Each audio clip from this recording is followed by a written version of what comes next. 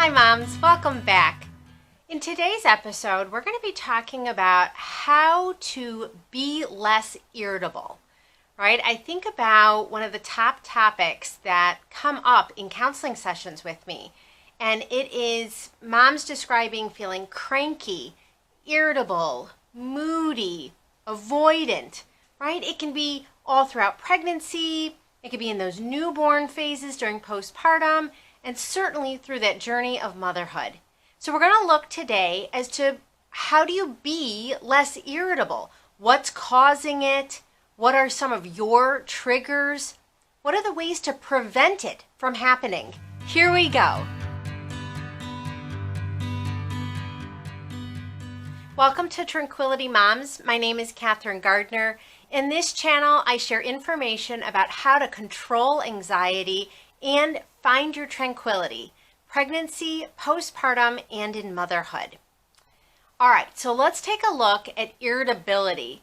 And if you're watching this, you may have moments of irritability, days, weeks, a whole stretch where you feel like you're the cranky one. You don't even like you. You can see how your mood is coming through in your tone of voice, in your body language, in the words that you use when you're interacting with others. And you don't like it. You say, I want less of this. I want to be more calm. I want to be more confident. I want to be more happy.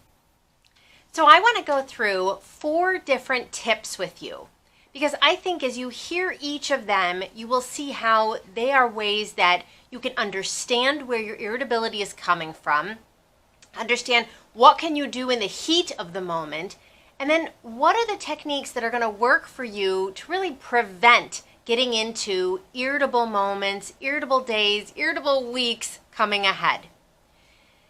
My theory on irritability is that it's really stemming from your adrenaline level. If you've watched some of my other videos, I talk a lot about anxiety and how it climbs up a scale from 0 to 10. And you're going to get better and better at rating yourself all throughout the day. Is my anxiety level at a 1 or 2? And I've got some worries that leave me restless. Am I at a 4 or 5? And now I'm starting to get more physical symptoms. The twist of my stomach, the elephant pressure on my chest, the difficulty breathing, feeling heat throughout my body. Or maybe I'm at a 7 or 8.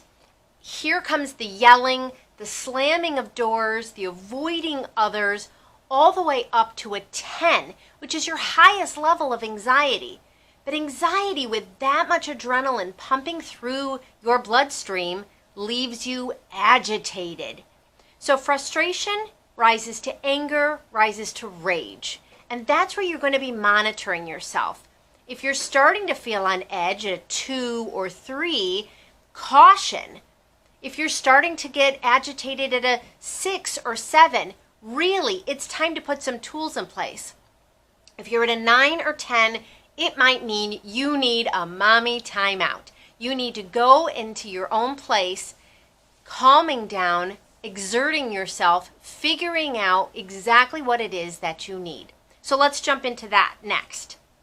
That's really my most important tool. And you're going to hear as I share these 4 tips how they're all connected into each other. If you understand and know throughout the day how to rate yourself on that anxiety scale, what you're worrying about, what you're panicking about, what you're repeatedly thinking about, and you're in awareness of that, then you're really going to be in touch with when you need to relax yourself versus when you need to exert yourself.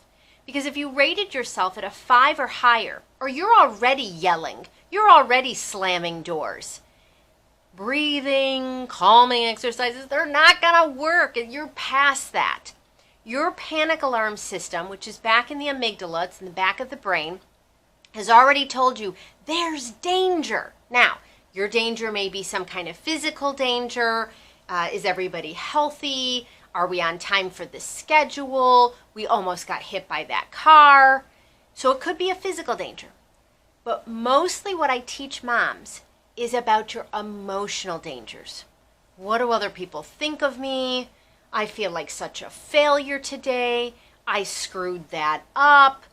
And that rises right into your system, sending off your panic alarm. Danger, danger. So as that alarm system goes in, oh, here comes the adrenaline. The brain goes, oh, I know what you need. You need adrenaline for fight or flight or freeze. Well, up at those higher levels on your scale, that's exactly where you are. You're ready to fight. So lean into that. That is my tip for you, is really understand you need to growl. You need to pounce on the ground. Take your shoes off and do 1 minute of foot stomps. Take a pillow and punch a pillow for 1 minute. Let it out. Don't hold it in. Don't try to calm down. That's not going to work. I'll tell the kids, all right, we all need to do some jumping jacks right now. Move the coffee table. Everybody sit down and get ready. Here we go. Get into position. We're going to do some jumping jacks. And the exertion of that body movement, that pouncing, tricks the brain to think you're fighting the tiger that it assumed was there because you were giving yourself adrenaline. Because your adrenaline system had pumped off, ready to go, and now it thinks there's this tiger. So, pouncing and leaning into it, you start to feel yourself come down from a 9 to an 8 to a 7 to a 6. And now you're ready for some other techniques. But know when to exert yourself. Before we get into the calming down techniques that are useful at the 1 or 2 or 3, let's take a look at, have you identified what your triggers are? Maybe today, did things get off schedule and that made you panicky and irritable? Did you forget something? Did you feel a certain body sensation during pregnancy or after delivering, and now you're preoccupied with that and worrying about that? What is your trigger, right? I wrote down some triggers that I hear a lot and I have felt myself, and we're talking about even sensory overload, right? Too many noises. If you've got a baby that's just been crying and crying and crying, if you've got a toddler that's nagging and nagging and nagging. Interruptions. When I started studying this, I really realized that a lot of my irritability was coming from interruptions. My mind and my body were fixated. I'm emptying the dishwasher.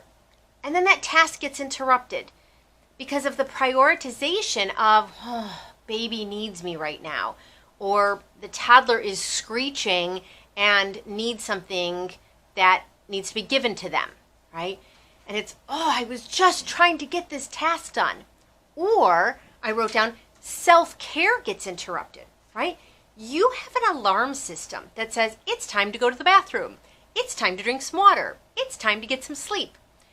And you have to halt and pause your own alarm system because, but this little one is dependent on me.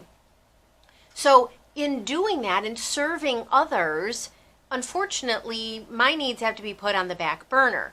And if we do that too much and too often, that starts to get us worked up and agitated. So pay attention. I want you to tell me in the comments below if you notice that, where, that's what was irritating me.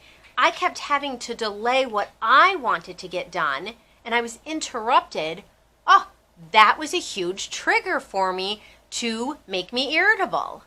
Other moms will tell me that a mess or clutter or not being able to find things is a trigger for them, feeling disorganized, not on schedule. Maybe you thought you had an OB visit on this day, and then they called you and said you're running late for today's appointment. Why do I have such brain fog? That can leave you irritable that I messed up. I made a mistake. I'm not myself. I'm not as clear and as sharp as I used to be. Those are triggers for you to recognize that those may make you irritable. Certain conversations can leave you irritable. Why doesn't he understand what I'm saying? Why would my mother-in-law make that comment? Ouch, that really hurt my feelings. Those are triggers to you, and acknowledging where those triggers are coming from. And then let's try to look and find some solutions. Do I need to speak more directly to my spouse? Do I need to give myself more time in the morning? Do I need to really write down exactly what my to-dos are? I did that video on organizing yourself with to-dos because that calms you and says, I don't have to memorize all of this. I have it written down. I know what I need to be doing and where I need to be. And I can relax. Another solution may be that you need a journal. You need something to write this in and process things that you've been worrying about and looping on. Maybe it's time to see a therapist. I always advise women, let's not wait till we're in total crisis with our mood and anxiety postpartum. Maybe during your pregnancy, you would like to find a good connection, meet with a therapist to sort through. I've got some history. I know that I'm wired to be anxious. I was anxious in college, and now I know I'm going through another life change. And at this point, I really want to make sure that I'm taking best care of myself. I'll put down below a great directory that has therapists that specialize in maternal mental health. After you have looked at how to exert yourself, right, when you're in the heat of it, when you're in the moment of the irritability, finding out if there are triggers and maybe some good solutions to deflect and stop those triggers from even happening.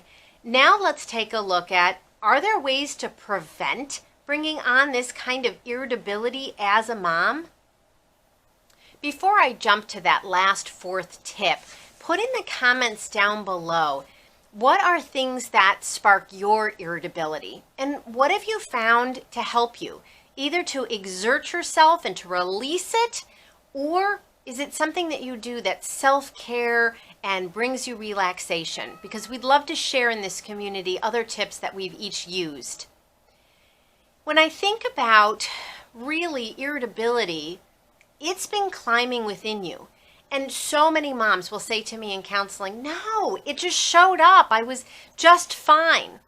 And maybe it felt that way, but you might be a woman who operates at an anxiety level of a 4 on a regular day. So you've just become used to that, and that almost feels like your lowest level of anxiety. But you're going to climb up to that agitation, to that 10 really easily when things start to not go your way. So we want to look at what are tools that really help us to stay at those lowest numbers, stay at that place of calmness and confidence, right? You've heard me talk about it on this channel. That's why I call it Tranquility Moms. How do I find my place where I'm breathing well, right? I'm doing my 6 counts in and 6 counts out.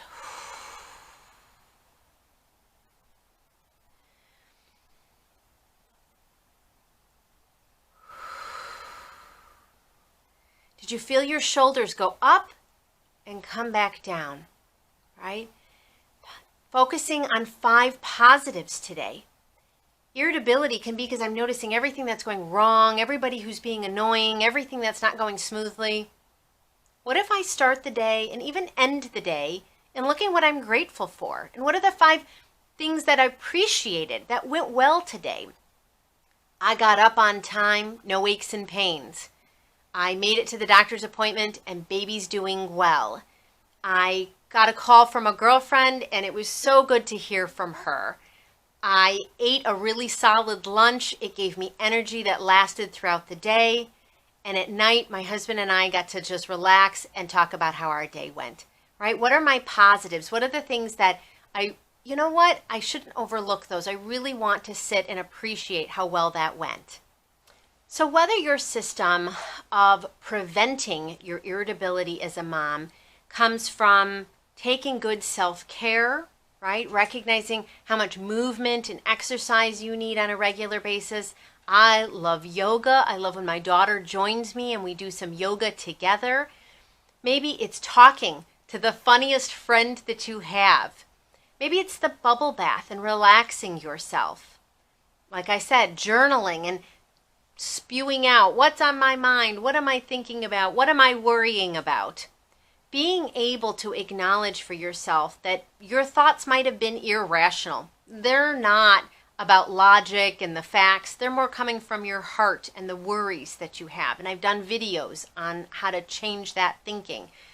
As you look at that, take a look today. what are the things that you can do to exert yourself, to identify your triggers, to relax yourself, and really to prevent getting up into those higher levels of anxiety.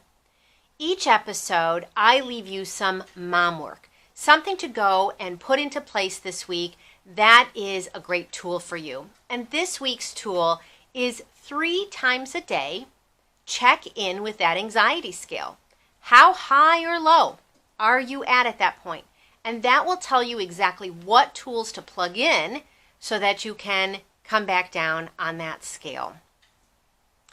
I am so glad that you are here.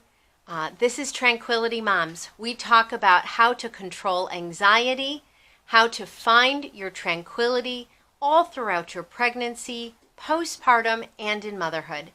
My name is Kathryn Gardner. I'm so glad that you're here. Please subscribe to this channel. I put out videos each week.